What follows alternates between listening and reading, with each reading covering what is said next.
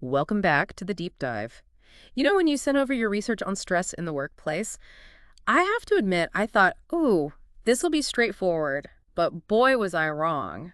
Yeah, It seems like we're about to take a deep dive into not just what stresses people out at work, but how our understanding of the problem has like totally evolved. So get ready to rethink some assumptions because you've got some really thought-provoking sources here. I'm excited to dive in. All right, so first things first, one source kept mentioning organizational health psychology. And I mean, it sounds pretty self-explanatory, but like, what's the real scoop? It actually goes deeper than you might think. Organizational health psychology isn't just about making sure employees aren't stressed.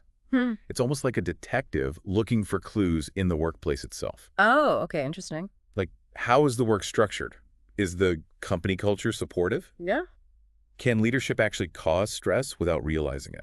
So it's not just about giving someone a meditation app and calling it a day. Exactly. Several of your sources hit on this point, and ignoring workplace stress is a huge risk for companies. Yep. We're talking decreased productivity, more employees needing time off, and even potential legal issues down the line. Yikes. Yeah, it's in everyone's best interest to address this. Okay, I'm officially intrigued. Now let's talk about stress itself. One source mentioned the psychomedical model. Did they basically think stressed out people were just born that way? Well, kind of the psychomedical model was an early attempt to understand stress, and it put a lot of emphasis on individual personality traits. Okay. Like if you're a type A personality, always rushing and competitive, they figured you were just wired for stress. But it sounds like, thankfully, we've moved beyond blaming people's personalities for this. Yeah, absolutely. What's fascinating is how the research shifted the stressor and strain model, which was really spearheaded by researchers in Scandinavia, turned the focus onto the work itself. Mm-hmm. Think crazy deadlines, workloads that are impossible to manage, and just feeling like you have zero control over your own tasks. Those became the real villains. So instead of saying, don't be so stressed, they started asking, why is the work making people stressed? Exactly. And the sources you provided list a ton of potential stressors lurking in the workplace. We're talking lack of support from managers, Yeah. job insecurity, even toxic relationships with coworkers. It's pretty eye-opening how many factors are at play. Yeah, that is a lot. Hold on, there's even more nuance here. You flagged a few different models researchers use to understand workplace stress. Can you walk me through those? Of course, one that stands out is demand control theory. Okay. Imagine you're asked to do something really complex, but you're given zero resources or guidance. That feeling of, how am I supposed to do this? That's the heart of this model. Ouch. High demands with low control equals major stress. I can definitely relate to that feeling. What about the other models? Another one that's super relevant is the effort-reward imbalance model. It boils down to fairness if you're busting your tail, Mm-hmm. but you get no recognition. Your pay is lousy or you're constantly worried about losing your job. That imbalance is going to lead to serious stress. Right. It's like a relationship where one person is putting in all the effort and getting nothing in return. Yeah. Okay, that analogy really drives it home. We can all relate to feeling undervalued at some point. But before we get too doom and gloom, the sources also talk about coping mechanisms, right? What are some of the highlights there? Coping strategies are absolutely key. The research dives into different approaches like problem-focused coping, where you try to tackle the stressor head-on. Okay. So if your workload is insane, maybe you try to negotiate a more realistic timeline.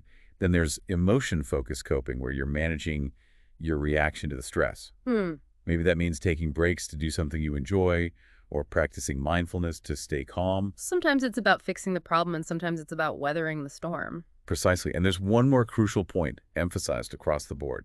Social support, having a network of understanding colleagues, a supportive boss, or even just close friends and family can significantly reduce the negative impact of stress. That feeling of connection can make all the difference.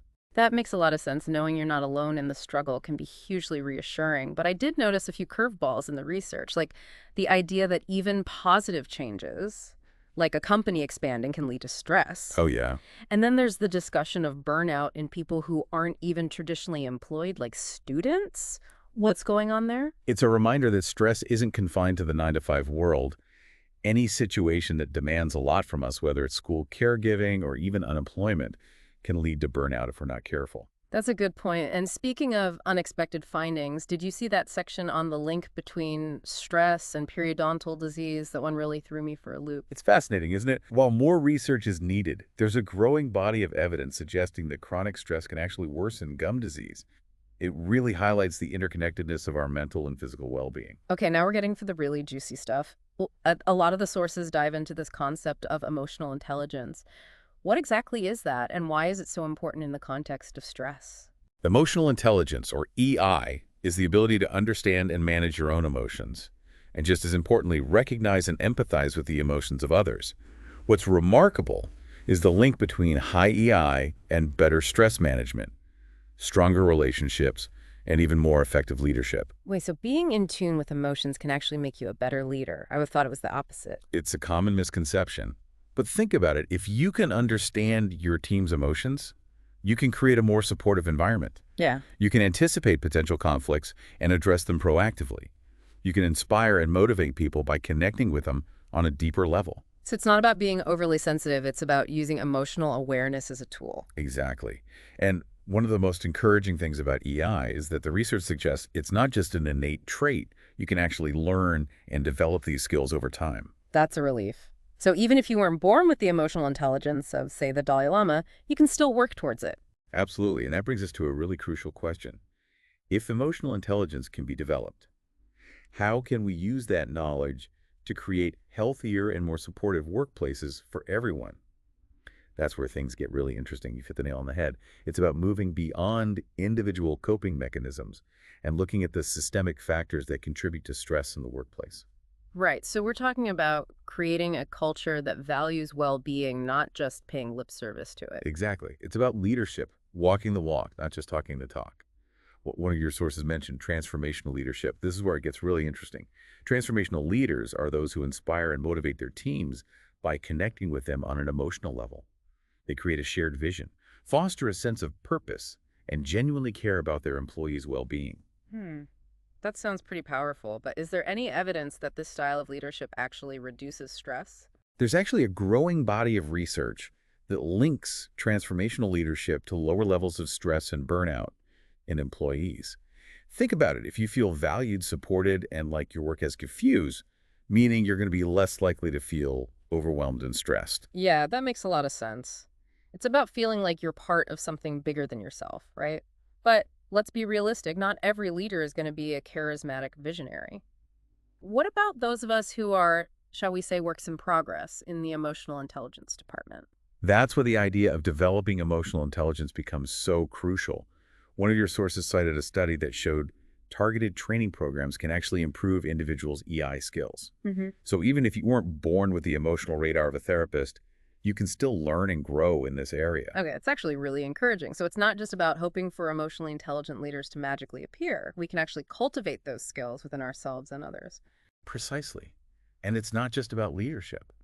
Imagine a workplace where everyone is equipped with the tools to understand and manage their own emotions, communicate effectively, and build strong, supportive relationships. I'm starting to see the ripple effect here. We're not just talking about reducing stress, we're talking about creating a more positive and productive work environment overall. Exactly. And it all comes back to recognizing the interconnectedness of our emotional well-being and our ability to thrive both individually and collectively. Wow. I'm feeling a lot more optimistic about tackling workplace stress. Now, this deep dive has been packed with insights. It's been a fascinating exploration. I'm always impressed by how much research is out there and how much we're learning about the complexities of human behavior and well-being.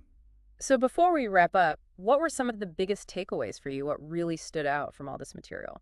For me, it's the shift in perspective from viewing stress as a purely individual problem to recognizing the significant role of the work environment itself. This broader understanding opens up a world of possibilities for creating healthier, more supportive workplaces. It's not just about teaching individuals how to cope, it's about creating a culture where people can thrive. I totally agree. It's about empowering both individuals and organizations to take ownership of this issue. So for our listeners out there who are grappling with workplace stress, what's the key message they should take away from this deep dive? I'd say there are three key takeaways. First, remember that stress is not just a personal feeling. It's often a symptom of a larger systemic issue. Advocate for change within your organization. Promote open communication and support initiatives that prioritize well-being. Second, don't underestimate the power of individual coping strategies. Experiment with different approaches. Find what works for you and build a personalized toolkit to navigate stressful situations. And finally, prioritize your emotional intelligence. It's not just a buzzword. It's a set of skills that can be learned and developed, and it has the potential to transform not only your own experience, but the entire workplace culture. Those are some truly valuable insights. I think we've just given our listeners a roadmap to not just surviving, but thriving in the face of workplace stress. I hope so. It's an ongoing journey, but it's a journey worth taking. And to leave everyone with a final thought-provoking question, we talked about that surprising link between stress and periodontal disease and if stress can impact our gums, what other unexpected connections might exist between our mental well-being and our physical health? Yeah. What's lurking beneath the surface that we haven't even considered yet? That's such a great question, and it really highlights how much we still have to learn about the mind-body connection. Right. It's like we're just scratching the surface of understanding how deeply intertwined our mental and physical health truly are. It is a bit mind-blowing when you think about it. We often treat them as separate entities, but the reality is they're constantly influencing each other. Absolutely. And the research on stress and periodontal disease is a perfect example of that. It's a reminder that we can't ignore the impact of our mental and emotional states on our physical well-being. So this deep dive has been a journey not just into the world of stress, but into a whole new way of thinking about health and well-being. I couldn't agree more. It's about moving beyond a compartmentalized view and embracing a more holistic perspective. Well said. This has given me so much to think about, both personally and in terms of how we approach workplace well-being. It's been a pleasure exploring these ideas with you. Thanks for joining us on the deep dive. Until next time, keep learning, keep exploring, and keep those stress levels in check.